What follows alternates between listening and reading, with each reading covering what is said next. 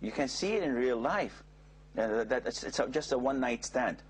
Why did he do that? I was under pressure, you know. I had to work in some other city, and she was there, and and kiss and makeup. So I'm sorry.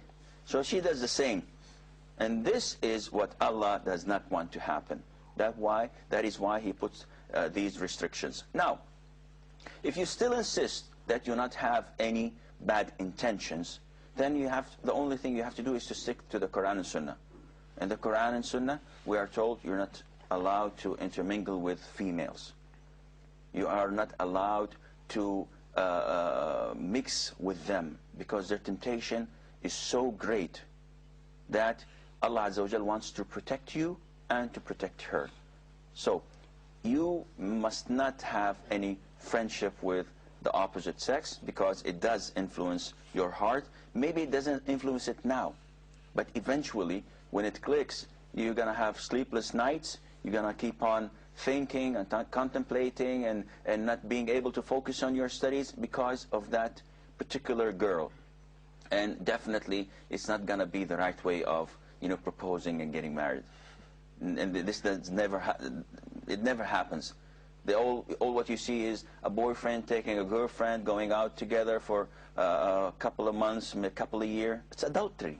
It's not, you know, they say, they make it sound nice. You know, well, I'm going out with my girl. I have a girlfriend. We go out together. Don't say we go out. You say we do adultery, which is a major sin. And you may not, if you accept it for yourself, you may not accept it for your mom. You would not accept it for your sister. Definitely you would not accept it for your daughter. And if you do, then that's a big problem. As in non-Muslim countries, that is a big problem. But even in non-Muslim countries, still males, husbands, fathers, brothers do possess some sort of jealousy, and they do not accept this to happen to their loved ones, a sister, a daughter, or a wife. I think this answers your question. We will take a short pause here, and we will be back, insha'Allah. Assalamu alaikum. I'm Riaz Ansari from the United States, and you're watching Peace TV.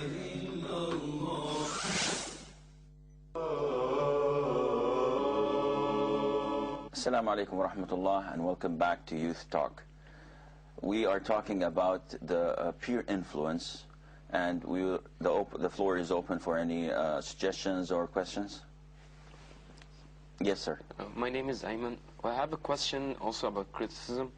I get criticized, you know, of course I have a lot of friends from school time and very close friends, and they're very good people. But the problem is, by time when we entered college, some of them who started drinking, some of them who actually went in doing drugs. But basically they're very good people, and I know them for a very long time. I don't know, should I continue with them, or what's the situation? What should I do? This is a common problem, but to bring it from the very beginning, you've said that they are good friends. How do you define good? See, it's an elastic word. So I could have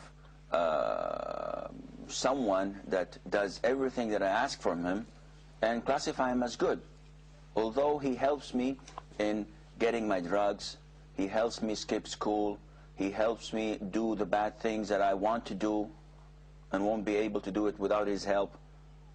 So I would classify him as a good friend. And at the same time, if someone tells me, come and pray, or let's go for Umrah, or there's a poor man that needs money, let's help him, I would classify him as bad news, because he's boring. He's not a good friend. Every time I sit with him, he says, hell and heaven. Do this, don't do that. Allah says in the Qur'an, the Prophet said in the Hadith. Every time I sit with him, whenever I want to say a good joke, well, that's good to me, bad to him. If I want to say a good joke, he says, no, this is haram. You're mocking of people. It has sexual implications. It's forbidden for you to say such a thing. So we have to know who is your good friend, and how do I determine if this friend is good or bad. But I think I understand what you mean, because you mean by saying a good friend is a person, although away from his religious belief.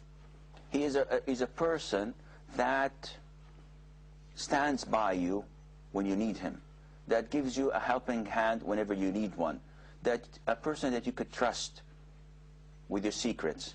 So if this is your classification of a good friend, assuming that it is, if they do sin in front of you, if they abuse drugs, or if they drink, or if they fornicate, or if they do any of these major sins, you are not allowed to stay with them while they are performing these sins. I know a lot of people that do not drink, but whenever they go out with their friends and their friends drink, they sit with them and they don't drink. They only take soft drinks. Now, they think that by doing this, they have not committed anything that is haram. On the contrary, they have done a major sin, because the Prophet ﷺ said that it is not lawful for a person who believes in Allah and the Day of Judgment to sit on a table where wine, any form of alcoholic drinks, is turned around, though he is not drinking. So I have a comment. Like in one of the previous episodes, we said that that Allah is most merciful, and there's a saying also, it's a'mal bin-niyat. And once I asked you about this, I guess, and you said that if I'm sitting in a place and my intentions are good, like I'm there, I'm not because, I'm not there because of the drinking and, all that. I'm just there to have a good time, or I'm there to sit with my friends. So you said that Allah is most merciful. So I was just wondering about your feedback, or what do you think of this? Did I ever say that? Guys, then you misunderstood me. And I hope the brothers there that watching this program did not misunderstand me. I said you cannot have good intention with bad deeds. And I gave you an example, I think, and I guess as you did, I gave you an example of someone going into the discotheque to dance, drink, socialize, with the intention of calling that nice blonde girl to Islam. I told you this is not acceptable at all. Even if this guy has the clearest intentions of all, it does not justify you falling in sin. So this is not acceptable at all.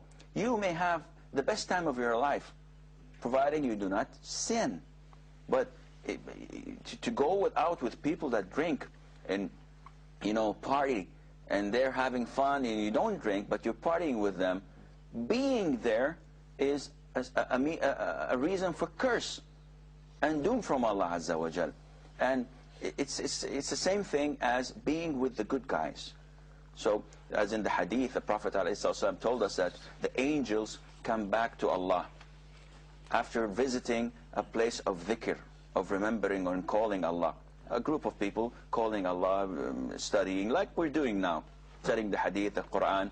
So Allah asks them, where have you been? And He knows, but He is asking them just to show His creatures about this situation. So they told Him that we passed by a group of people calling you and remembering you. So He said, okay, bear witness that I have forgiven all of their sins. So they say, but there is this person among them who did not come for calling you or remembering you. He just came for a reason. He wants to borrow some money from this guy, so he just sat there and said, yes, mashallah, la quwwata illa billah. He's just faking it, He just wants the money from that guy. So Allah Almighty says that include him with them. Include him, forgive his sins.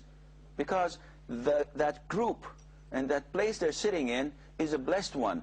So whoever comes in that place will be governed in that blessing of Allah Azza wa Jal. This is an honor, a gift from Allah Azza wa Jal.